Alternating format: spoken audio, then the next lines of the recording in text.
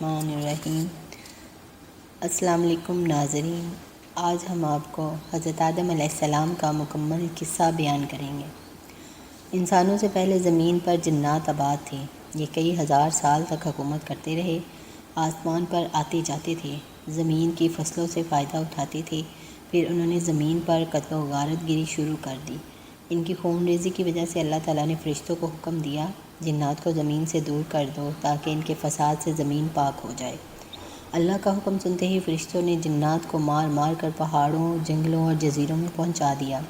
ابلیس یعنی شیطان بھی ان میں شامل تھا۔ اس کا نام عزازیل تھا۔ اپنی علم و عبادت کی زیادتی کی وجہ سے دوسرے جنات سے بڑھ چڑھ کر ممتاز اور فرشتوں میں رہتا تھا۔ جب جنات کو مار مار کر پہاڑوں وغیرہ پر دھکیل دیا گیا تو یہ فرشتوں کے ساتھ آسمان پر گیا۔ اس نے باری تعالیٰ سے عرض کیا، یا باری تعالیٰ، میں اور میری اولاد ان فسادات میں شریک نہیں تھے۔ فرشتوں نے بھی اس کے علم اور عبادت کی وجہ سے اس کی سفارش کی۔ اس طرح یہ فرشتوں کی مار سے محفوظ رہا اور اسے جنگلوں اور پہاڑوں کی طرف دھکیلا نہ گیا۔ اب یہ فرشتوں کے ساتھ رہنے لگا اور اللہ تعالیٰ کی پہلے سے بھی زیادہ عبادت کرنے لگا۔ ساتھ خود کو زمین کا مالک سمجھنے لگا، کیونکہ اور تو کوئی جن نہیں گیا تھا۔ اب اس نے ایک طریقہ اختیار کیا کہ اللہ تعالیٰ جب فرشتوں کو کوئی حکم دیتا تو یہ بھی سن لیتا اور ان سے پہلے لپک لپک کر وہ کام انجام دے ڈالتا یا فرشتوں کے ساتھ اس کام کو انجام دیتا۔ اس طرح آسمان میں فرشتوں کے درمیان اس کی قدر میں اضافہ ہو گیا۔ ان حالات میں یہ امید کرنے لگا کہ اب اللہ تعالیٰ اسے زمین میں اپنا خلیفہ مقرر کر دیں گے۔ پھر اللہ تعالیٰ کا ارشاد فرشتوں تک پہنچا، بے شک میں زمین میں اپنا خلیفہ مقرر کرنے والا ہوں۔ اس ارشاد سے اس نے جان لیا کہ یہ قدر اور منزلت اللہ تعالیٰ اسے نہیں دے گا۔ اس طرح اس میں حسد کا مادہ پیدا ہوا۔ اللہ تعالیٰ نے جنات کو لو والی آگ سے پیدا فرمایا تھا۔ ان حالات میں اللہ تعالیٰ نے حضرت آدم علیہ السلام کو پیدا کرنے کا ارادہ فرمایا۔ اللہ رب العزت نے فرشتوں سے فرمایا، بے شک میں زمین میں اپنا ایک خلیفہ پیدا کرنے والا ہوں۔ اللہ رب العزت کا یہ اعلان سن کر فرشتوں نے جان لیا کہ حضرت آدم علیہ السلام اللہ کے برگزیدہ بندے ہوں گے۔ ان کی پیدائش سے پہلے ہی منادی کر دی گئی ہے، اور یہ کہ وہ اللہ کے نائب ہوں گے۔ یہاں تک تو انہوں نے کچھ نہ کہا، لیکن جب انہیں معلوم ہوا کہ حضرت آدم علیہ السلام کی خمیر میں شہوت اور غصہ وغیرہ رکھے گئے ہیں تو انہوں نے نہایت انکساری سے عرض کیا، الہی، ایسے شخص کو خلیفہ بنانے کی کیا ضرورت تھی؟ تیری تسبیح کے لیے ہم فرشتے موجود ہیں۔ یہ زمین میں فساد کرے گا، خون بہائے گا، اور ہم تیری تسبیح کرتے ہیں، تیری پاکیزگی بیان کرتے ہیں۔ اس پر اللہ تعالیٰ نے فرمایا، جو میں جانتا ہوں وہ تم نہیں جانتے۔ فرشتوں نے یہ بات اعتراض یا حسد کی بنیاد پر نہیں کہی تھی، انہوں نے جنات کی حرکات کو دیکھا تھا، اس لیے یہ بات کہی تھی۔ فرشتے چونکہ نوری مخلوق ہیں، ان میں حسد اور غصہ وغیرہ ہے ہی نہیں، جبکہ ہر مخلوق میں یہ چیزیں ہیں، اس لیے انہوں نے یہ بات کہی تھی۔ اس پر پروردگار نے فرمایا، تمہارا علم وہاں تک نہیں پہنچ سکتا جہاں تک میں جانتا ہوں۔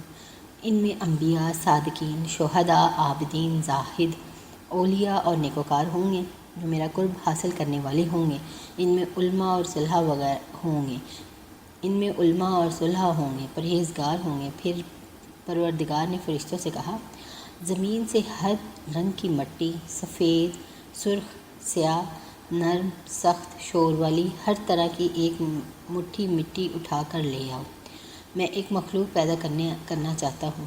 حضرت جبرائیل علیہ السلام زمین پر اترے اور چاہا کہ ایک مٹھی اٹھا لیں۔ اس وقت زمین نے پوچھا، آپ کس لیے یہ مٹی اٹھا رہی ہیں؟ حضرت جبرائیل علیہ السلام نے جواب میں کہا، حق تعالیٰ اس سے ایک مخلوق پیدا کرے گا، وہ زمین پر رہے گی، اس میں نیک بھی ہوں گے اور بد بھی، ان کے واسطے ثواب اور عذاب ہوگا۔ اس پر زمین نے کہا، میں اللہ تعالیٰ کی عزت کی پناہ پکڑتی ہوں، تو مجھ سے مٹی نہ اٹھا، کیونکہ کچھ لوگ نافرمانی کی وجہ سے جہنم میں جلیں گے۔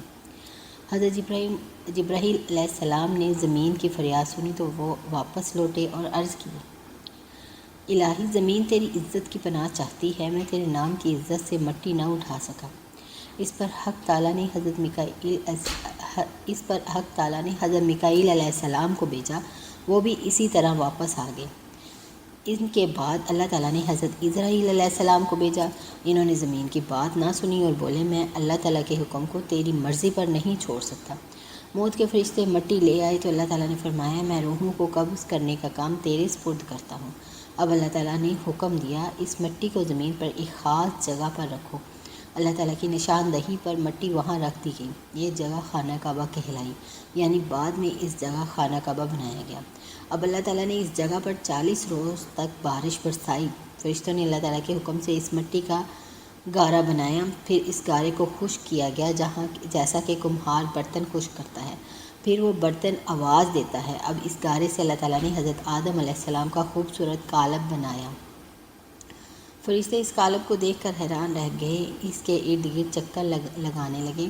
ابلیس بھی اس قالب کو دیکھنے کے لیے آیا۔ دیکھنے کے بعد اس نے حیرت زدہ انداز میں کہا، یہ جسم اندر سے خالی ہے، اس میں جگہ جگہ خلل ہے۔ وہ قالب 40 سال تک یوں ہی پڑا رہا۔ تب اللہ تعالیٰ نے روح کو حکم دیا، اے روح اس جسم میں داخل ہو جا۔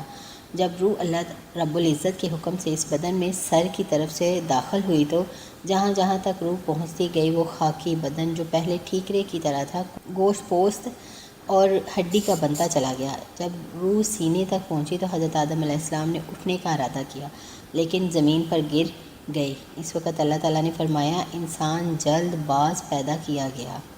اسی حالت میں آدم علیہ السلام کو چھینک آئی تو اللہ تعالیٰ کی طرف سے انہیں الہام ہوا۔ اس الہام کی بدولت انہوں نے کہا الحمدللہ، یعنی سب تعریفیں اللہ کے لیے ہیں۔ اس کے جواب میں پروردگار نے فرمایا، یرحمک اللہ، یعنی اللہ تیرے حال پر رحم کرے۔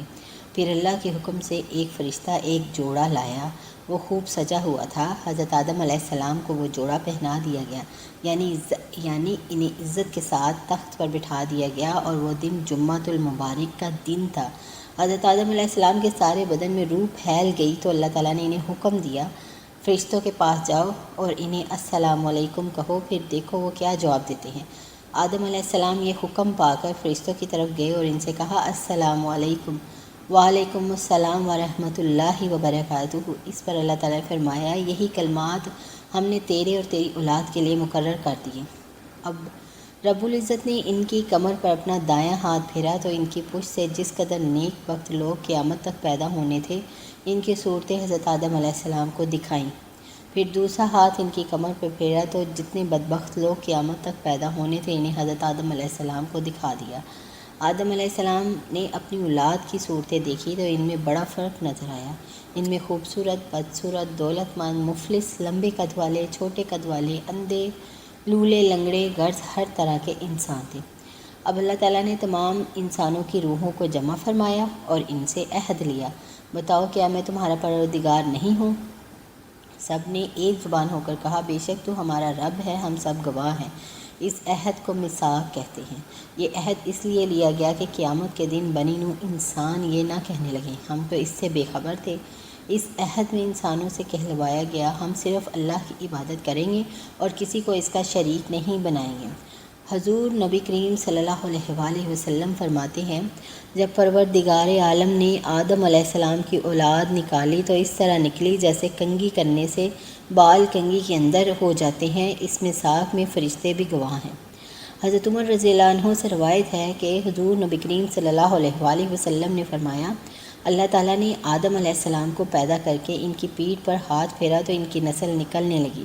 تب اللہ تعالیٰ نے فرمایا، فلاں فلاں تو جنتی ہیں کیونکہ وہ اہل جنت کا ہی عمل کریں گے، اور یہ دوزخی ہیں کیونکہ وہ دوزخیوں جیسا عمل کریں گے۔ اس پر کسی نے عرض کیا، اے اللہ کے رسول، جب وہاں طے ہو چکا ہے تو پھر عمل کرنے کی کیا ضرورت ہے؟ آپ صلی اللہ علیہ وآلہ وسلم نے فرمایا، اللہ کا وہی بندہ جنت کے لیے پیدا کیا گیا ہے جس کے عمل جنتیوں کے ہوں گے، اور وہ دوزخی وہی ہوگا جو دوزخیوں کے کام کرے گا اور توبہ سے پہلے ہی اسی عمل پر مر جائے گا۔ حضور نبی کریم صلی اللہ علیہ وآلہ وسلم فرماتے ہیں، جب روحیں آدم علیہ السلام کے بدن سے ظاہر ہوئیں تو ہر انسان کے ماتھے پر ایک روشنی چمک رہی تھی۔ ساری نسل کو حضرت آدم علیہ السلام کے سامنے پیش کیا گیا۔ آدم علیہ السلام نے پوچھا، یہ کون ہے؟ اللہ جل شانہ نے فرمایا، یہ تمہاری نسل ہے۔ ان میں سے ایک چہرے پر بہت زیادہ روشنی تھی۔ حضرت آدم علیہ السلام نے پوچھا، یہ کون ہے؟ اللہ تعالیٰ نے فرمایا، یہ داؤد علیہ السلام ہے۔ آدم علیہ السلام نے پوچھا، ان کی عمر کتنی ہے؟ اللہ تعالیٰ نے فرمایا، 60 برس۔ اس پر حضرت آدم علیہ السلام نے عرض کیا، اے پروردگار، میں اپنی عمر کے 40 سال انہیں دیتا ہوں۔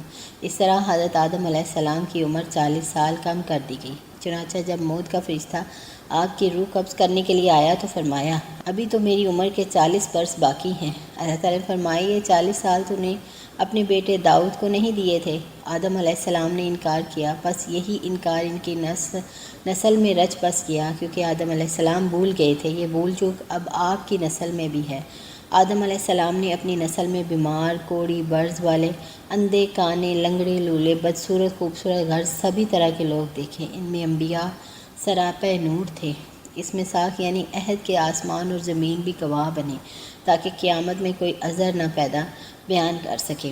حضرت آدم علیہ السلام نے جب اپنی اولاد کی اتنی کثرت دیکھی تو پوچھا، اے پروردگار عالم، یہ دنیا میں کس طرح سمائیں گے؟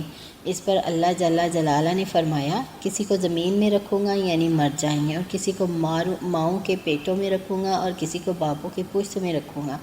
جب حضرت آدم علیہ السلام پیدا ہو گئے تو انہیں تمام چیزوں کا علم دیا گیا، چیزوں کی خاصیتوں کا علم دیا گیا۔ یہ علم نہ دیا جاتا تو وہ زمین میں اللہ تعالیٰ کے خلیفہ ہونے کا حق ادا نہ کر پاتے۔ اللہ تعالیٰ قرآن کریم میں فرماتے ہیں، اور اللہ نے چیزوں کے نام آدم کو سکھا دیے، پھر وہ چیزیں فرشتوں کے سامنے رکھیں، پھر ان سے فرمایا، اگر تم سچے ہو تو ان چیزوں کے نام بتاؤ۔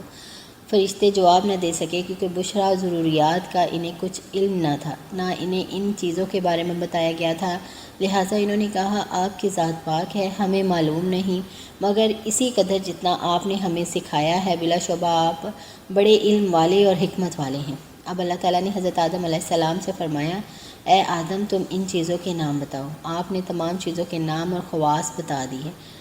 تب پروردگار نے فرمایا، میں نے تم سے کہا نہیں تھا کہ میں آسمانوں اور زمین کی تمام پوشیدہ چیزوں کو جانتا ہوں، اور جو کچھ تم ظاہر کرتے ہو، جو کچھ پوشیدہ رکھتے ہو، سب مجھے معلوم ہے۔ اب جب اللہ تعالیٰ نے آدم علیہ السلام کی برتری فرشتوں پر ثابت کر دی تو فرشتوں کو آدم علیہ السلام کی تعظیم بجا لانے کا حکم دیا گیا۔ اللہ تعالیٰ نے فرمایا، آدم کے لیے سجدہ کرو، بس سب نے سجدہ کیا، مگر شیطان یعنی ابلیس نے انکار کیا۔